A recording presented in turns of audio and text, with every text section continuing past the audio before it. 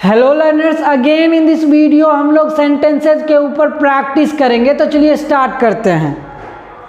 जैसा कि हर वीडियो के तरह इस वीडियो में भी मैं सब्जेक्ट ऑलरेडी लिख रखा हूँ सो दैट वीडियो लेंदी ना बने।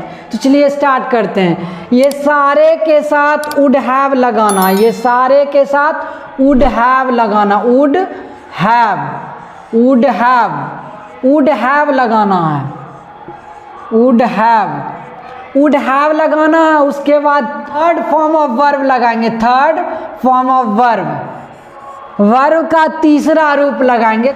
अब चलिए मैं रीच्ड लगा देता हूँ। मैं third form of verb reach, देखिए यहाँ पे first form of verb, first, second, third, third. तो देखिए रीच का बनेगा रीच, रीच, और इसका बनेगा reached,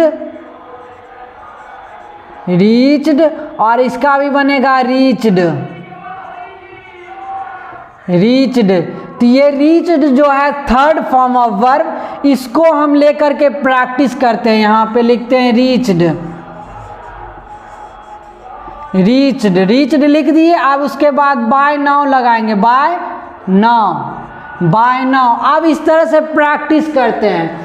I would have reached by now, we would have reached by now, you would have reached by now, they would have reached by now, he would have reached by now, she would have reached by now, it would have reached by now, Ram would have reached by now, Sita would have reached by now, my father would have reached by now। इस तरह से देखिए my father मैंने mention किया। आप यहाँ पे अलग अलग फैमिली मेंबर का नाम भी मेंशन कर सकते हैं। my mother would have reached लगाइए, my father would have reached, my brother would have reached, my sister would have reached by now, your father would have reached by now, your mother would have reached by now, your sister would have reached by now, her father would have reached by now, his father would have reached by now। इस तरह से आप continuously practice कीजिए। आप चलिए अब इसका देखते हैं हिंदी में क्या मतलब निकला है। इसका हिंदी में ये मतलब निकला, अब तक मैं पहुंच गया होता। इसका मतलब होता अब तक, अब तक मैं पहुंच गया होता। चलिए अभी एग्जाम्पल लेके समझाता हूं मैं। जैसे कि आप अभी कहीं हैं, आप अभी किसी जगह पे हैं और वहाँ से आप कोई और जगह जाना चाहते हैं जहाँ किसी कारणवश नहीं जा पाए, किसी आदमी के वजह से आप नहीं जा पाए, या गाड़ी छूट जाने के वजह से आप नहीं जा पाए, और उसको कोस रहे हैं, अगले आदमी को कोस रहे हैं कि तुम्हारी वजह से मैं नहीं जा पाया, अभी तक मैं पहुंच गया होता, तुम्हारी वजह से, तुम्हारी वजह से मैं नहीं पहुंच पाया, अभी तक मैं पहुंच गया होता, है ना। अभी उसी जगह पे है और उसी जगह पे रिग्रेट फील कर रहा है कि मैं अभी तक पहुंच गया होता, मैं अब तक पहुंच गया होता। सेम इंसिडेंट को एक्सप्रेस करने, सेम इंसिडेंट और सिचुएशन को एक्सप्रेस करने के लिए, शो करने के लिए आप वुड हैव का प्रयोग करें। वुड हैव और third form of verb, would have और थर्ड फॉर्म ऑफ वर्ब का प्रयोग करें। अब तो आप समझ गए होंगे कि I would have reached by now मतलब क्या होता है। हम पहुंच गए होते, देखिए you would, we would have reached, हम पहुंच गए होते। You would have reached by now, आप पहुंच गए होते अब तक। He would have reached by now, वह पहुंच गया होता अब तक। She would have reached by now, वह पहुंच गई होती अब तक। ये मतलब आपको अब समझ आ रहा होगा, बाय नाउ मतलब अब तक होता है, और थर्ड फॉर्म ऑफ वर्ब लगा करके हम प्रैक्टिस करेंगे इस तरह से। अब चलिए नेक्स्ट कोई सा और ले लेते हैं। मैं टोल्ड ले लेता हूँ। टेल का होता है टोल्ड, टेल, टेल, और यहाँ पे टोल्ड और टोल्ड। टोल्ड हो गया टेल का, टोल्ड, टोल्ड। तो ये थर्ड फॉर्म लेंगे हम, ये जैसा कि बता रखे हैं ये थर्ड फॉर्म है, तो मैं टोल्ड ले लेता हूँ, टोल्ड। आप देखिए इस तरह से प्रैक्टिस करेंगे। I would have told by now, मैं अब तक बता दिया होता, ये मतलब निकल रहा होता, ये मतलब निकल रहा है कि मैं अब तक बोल दिया होता, मैं अब तक बता दिया होता, अभी तक मैंने नहीं बताया। हिंदी में ये मतलब निकल रहा होता कि मैं अब तक बोल दिया होता, बोलना होता तो, हम अब तक बोल दिए होते अगर बोलना रहता तो, आप अब तक बोल दिए होते अगर बोलना रहता तो, ये मतलब निकल रहा है बोल दिए होते ये। अब चलिए अब चलिए इसको प्रैक्टिस करते हैं। I would have told by now, we would have told by now, you would have told by now, they would have told by now, he would have told by now, she would have told by now, it would have told by now, Ram would have told by now, Sita would have told by now, my father would have told by now, my mother would have told by now, your father would have told by now. जिस तरह से मैं practice कर करके आपको बताता हूँ, अगर इस तरह से आप खुद अगर वर्ब चेंज कर करके नहीं प्रैक्टिस करते हैं तो यकीन मानिए आप कभी इंग्लिश सीख नहीं पाइएगा।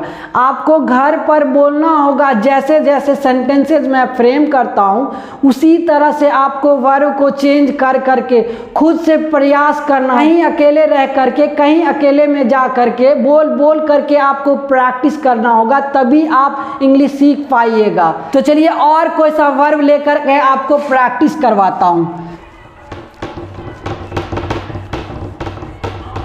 चलिए मैं लर्न ले लेता हूँ। लर्न, यहाँ पे बेसिकली लर्न LEARN, लर्न, यहाँ पे लर्नट हो जाएगा LEARNT, लर्नट। फिर यहाँ पर भी लर्नट, ये लर्नट V2 हो गया, ये V2 और ये V3, ये V1 V2 V3, तो 3 को लेकर के प्रैक्टिस करते हैं। लर्नट, ये लर्नट। अब चलिए इसके ऊपर प्रैक्टिस करते हैं और इसका हिंदी में मतलब देखेंगे, तब एक्सपेंड करेंगे, सेंटेंसेस को बड़ा करेंगे।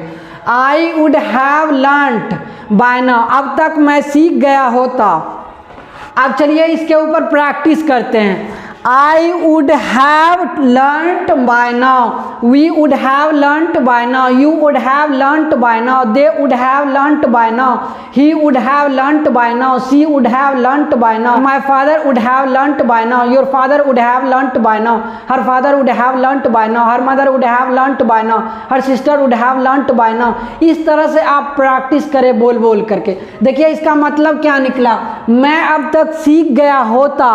अगर उस सेंटेंसेज के ऊपर प्रैक्टिस कर लिए होते, अगर सेंटेंसेज के ऊपर हर दिन अगर प्रैक्टिस कर लिए होते तो आज हम इंग्लिश सीख गए होते।